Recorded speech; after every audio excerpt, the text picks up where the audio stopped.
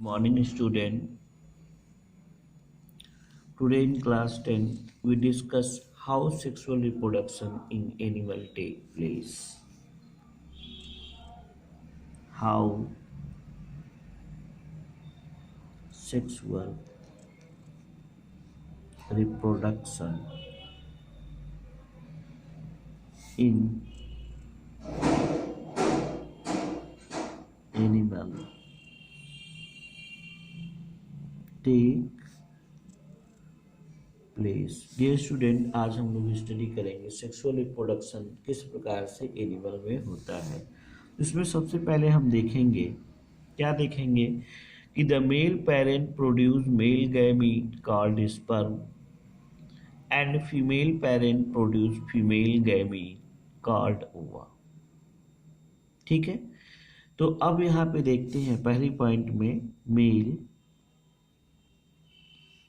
Parent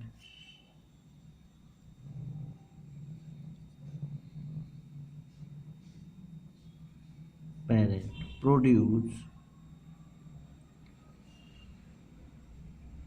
male gamete जिसको हम कहते हैं स्पर्म। ठीक है, क्या कहेंगे? स्पर्म। ठीक है, the sperm is small cell with long tail. Sperm क्या होता है? Sperm is a small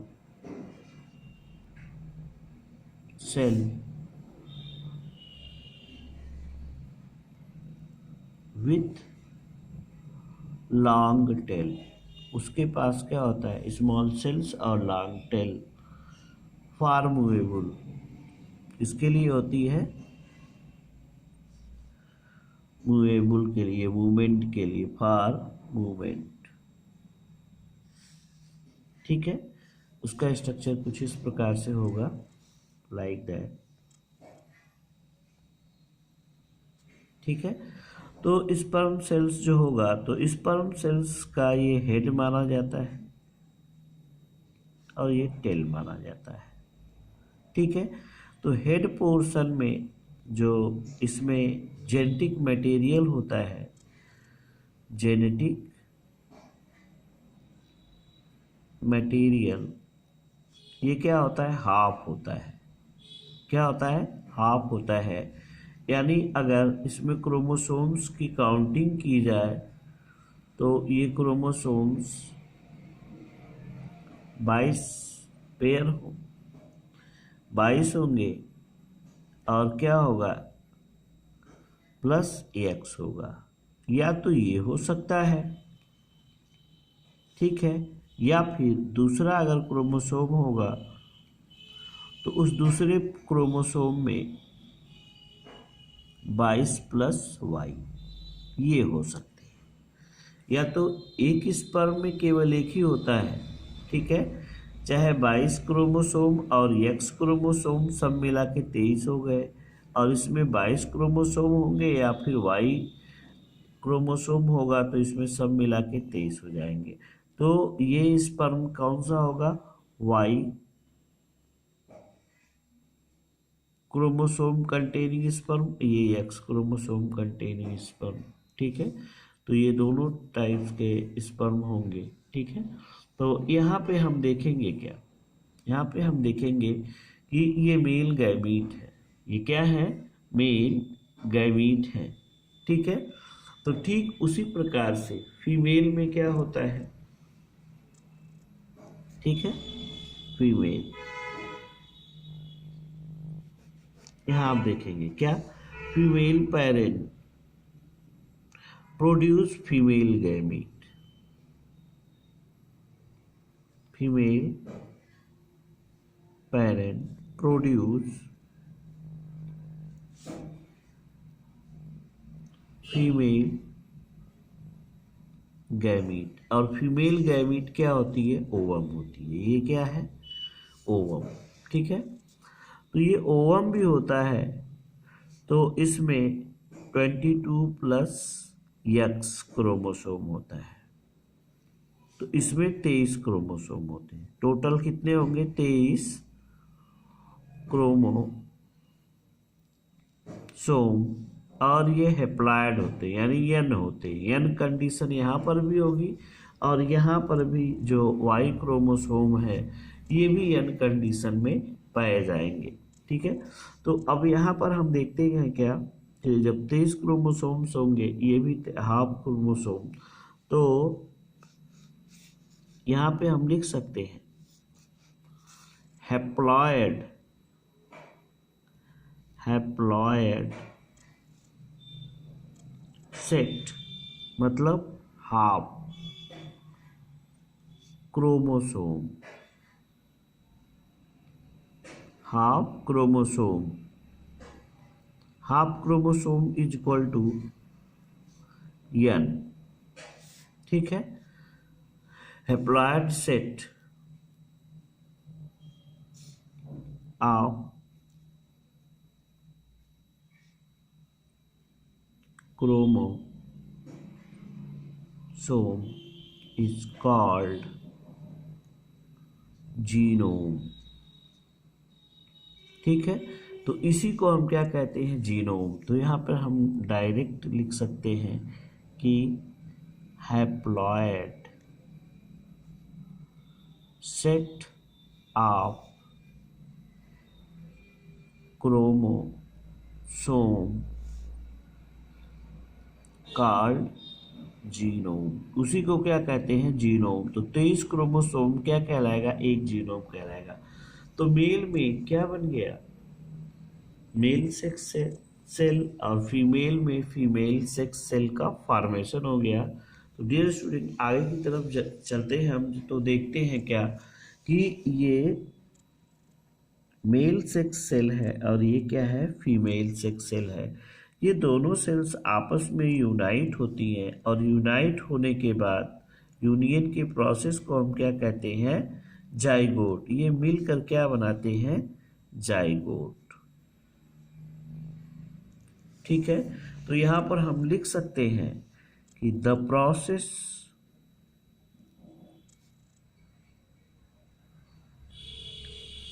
of fusion of male gamete sperm and female gamete ova is called fertilization, fertilization process. क्या कहेंगे इसको? Fertilization process. तो इस प्रकार से फर्टिलाइजेशन हो जाता है। अब फर्टिलाइजेशन प्रोसेस में क्या होता है? The sperm enter into ovum and fused with और and form a new cells. तो इस तरह से हम देखें कि ये यन यहाँ से आया और यन यहाँ से आया, दोनों फ्यूज हो गए, तो ये क्या हो गया? 2n हो गया। तो जाइगोट कैसा होता है? 2n। ये डिप्लॉयड होता है। कैसा होता है? डिप्लॉयड होता है। तो जाइगोट क्या होता है? अब ये जाइगोट डेवलप करेगा एक न्यू बेबी में। ये जाइगोट बाद में क्या करेगा? डेवलप करके न्यू बेबी का फॉर्मेशन कर लेगा। न्यू बेबी का क्या कर लेगा? फॉर्मेशन कर लेगा। तो अब हम ये कह सकते हैं from the above discussion, from the above discussion that whole process of sexual reproduction in animal involve in formation of sperm and egg joining together of sperm and egg is called fertilization। ठीक है, and after fertilization the cells are single, a single cells is called as zygote। और वही single sales क्या कहलाती है? Zygote कहलाती है। Then these zygote are form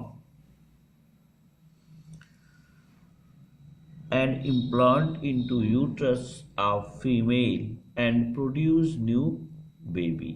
अब वो क्या करती है, न्यू बेबी को प्रोड्यूस करती है।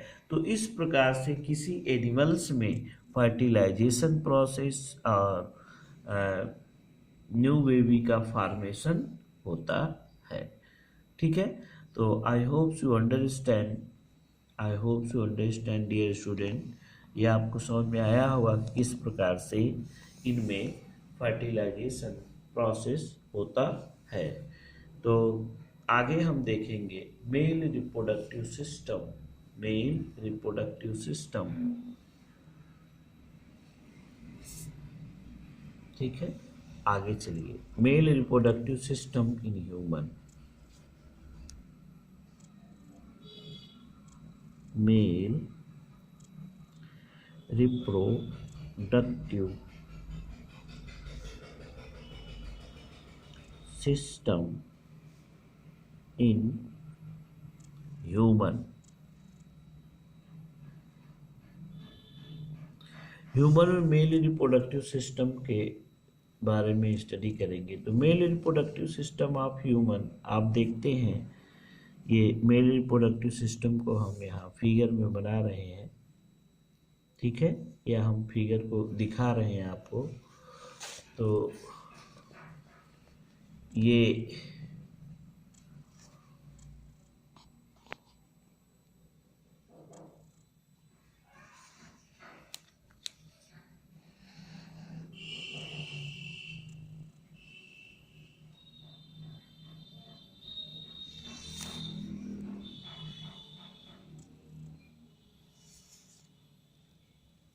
ठीक है, देखिए डियर स्टूडेंट, ये ह्यूमन का मेल रिप्रोडक्टिव सिस्टम है टोटल।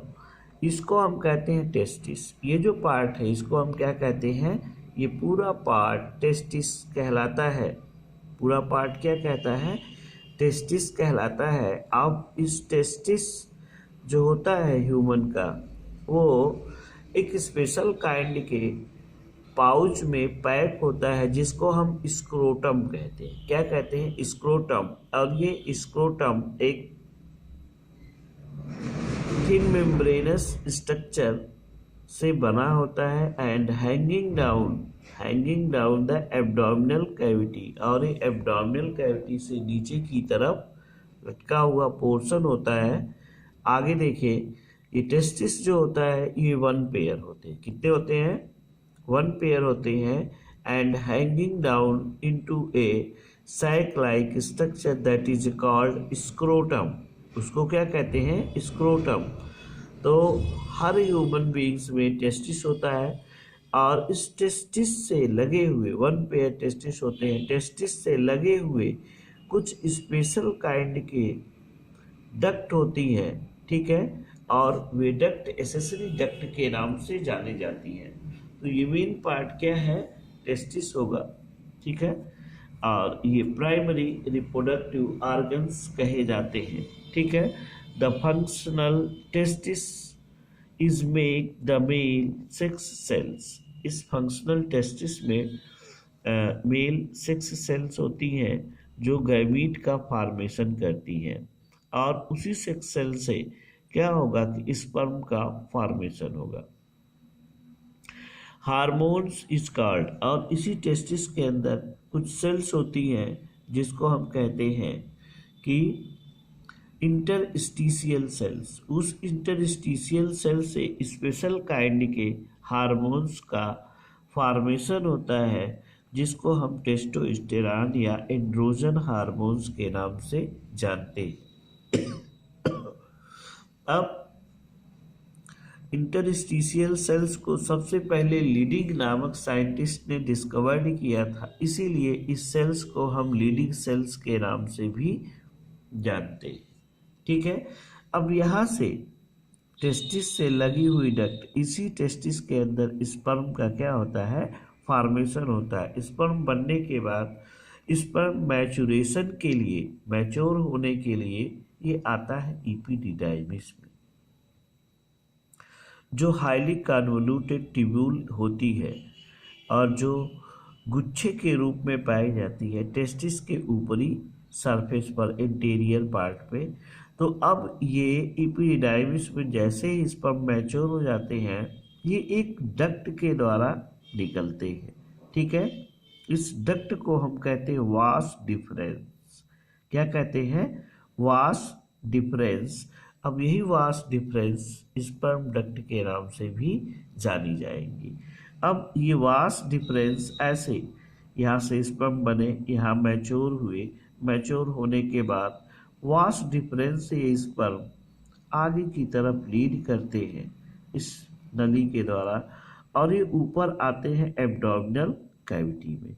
तो एब्डोमिनल कैविटी में जब आते हैं तो यहाँ पर एक स्पेशल काइंड की ग्लैंड या वेसल्स पाई जाती है।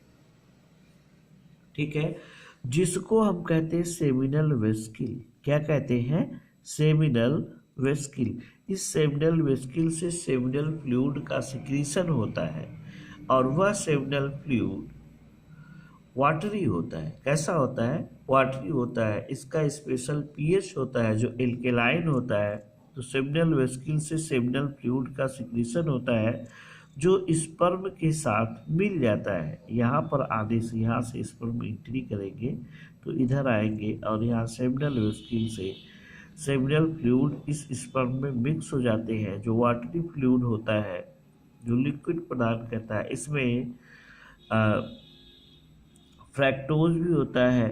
ठीक है, और साथ ही साथ इसमें ल्यूब्रिकेंट भी होते हैं। ठीक है, अब यही ऊपर की तरफ आपके क्या होता है? यूरिनरी ब्लडर होता है, और फिर इसके बाद ये डक्ट आगे की तरफ आती है। ठीक है, ये डक्ट ऐसे आगे की तरफ आई। ठीक है, अब जब ये डक्ट यहाँ से आगे की तरफ आई तो यही डक्ट यहाँ से यहाँ तक जब ये पेनिस के पास आती है तो इसमें जब इंटर करती है तो ये चारों तरफ से पेनियल मसल्स के द्वारा क्या किया जाती है? कवर्ड होती है। अब इस डक्ट का पेनिस पोर्शन में जितनी डक्ट पाई जाएगी उसको हम क्या कहेंगे? Urethra duct. क्या कहेंगे? Urethra duct. और ये जो होता है पेनिस ग्लैंड कहलाती है। ये पूरा जो आगे का पोर्शन होता है इसको पेनिस ग्लैंड कहते हैं। ठीक है, तो ये है ह्यूमन का रिप्रोडक्टिव सिस्टम। ठीक है, तो इस प्रकार से प्रत्येक ह्यूमन में 1 पेयर टेस्टिस पाए जाते हैं, और प्रत्येक टेस्टिस के अंदर टेस्टिकुलर लोब पाया जाता है, और टेस्टिकुलर लोब में सेमनीफेरस ट्यूब्यूल्स पाई जाती है। इसी टेस्टिस के अंदर सेमनीफेरस क्या पाई जाएंगी? ट्यूब्यूल्स। उस सेमनीफेरस ट्यूब्यूल्स में 3 प्रकार की सेल्स होती हैं। ठीक है, एक होती है सर्टोली सेल्स, दूसरी होती है स्पर्मेटोगोनिया सेल्स, और तीसरी होती है लीडिंग सेल्स, जिसको लीडिंग ने खोजा था। तो स्पर्मेटोगोनिया सेल स्पर्मेटोजेनेसिस प्रोसेस के थ्रू स्पर्म बनाती हैं। सर्टोली सेल्स स्पर्म को बनने के लिए न्यूट्रिशन फूड प्रदान करती हैं, न्यूट्रिशन या फूड प्रदान करती हैं, जबकि लीडिंग सेल्स टेस्टोस्टेरॉन का सिक्रीशन करती हैं, और यही टेस्टोस्टेरॉन मेल में पबर्टी के समय सेकेंडरी सेक्सुअल कैरेक्टरिस्टिक को डेवलप करते हैं। तो जैसे ही टेस्टोस्टेरॉन बना, स्पर्म बना, तो मेल में कुछ चेंजेज आते हैं और वो पबर्टी कंडीशन में आ जाता है। यही स्पर्म जो है एपिडिडाइमिस में आके मैच्योर होकर वास डिफरेंस के साथ आगे की तरफ क्या करते हैं? बढ़ते हैं, और बढ़ते हैं तो फिर इसके बाद ये यूरिथ्रा से वापस आकर बाहर की तरफ इजैकुलेशन के समय स्पर्म नीड पड़ने पर बाहर आते हैं और फर्टिलाइजेशन में भाग लेते हैं। तो इस प्रकार से ये ह्यूमन का रिप्रोडक्टिव सिस्टम है। ठीक है, अब यहाँ पे हम आपको बता दें कि जब किसी मेल में इसी वास डिफरेंस डक्ट को, जो यहाँ से निकली हुई है ये लंबी इतनी वास डिफरेंस डक्ट को काट कर टाइड कर दिया जाता है, बांध दिया जाता है, तो उस प्रोसेस को वासेक्टोमी कहते हैं। क्या कहते हैं? वासेक्टोमी। क्या कहते हैं? वासेक्टोमी। यहीं पर काट कर टाइट कर दिया जाए तो वासेक्टोमी, या इसी को मेल नसबंदी के नाम से जाना जाता है। तो वासेक्टोमी ये क्या है? फैमिली प्लानिंग का एक प्रोसेस है जो परमानेंट होता है। तो dear student, I hope you understand the male reproductive system in human being. Next day हम फीमेल रिप्रोडक्टिव सिस्टम की स्टडी करेंगे।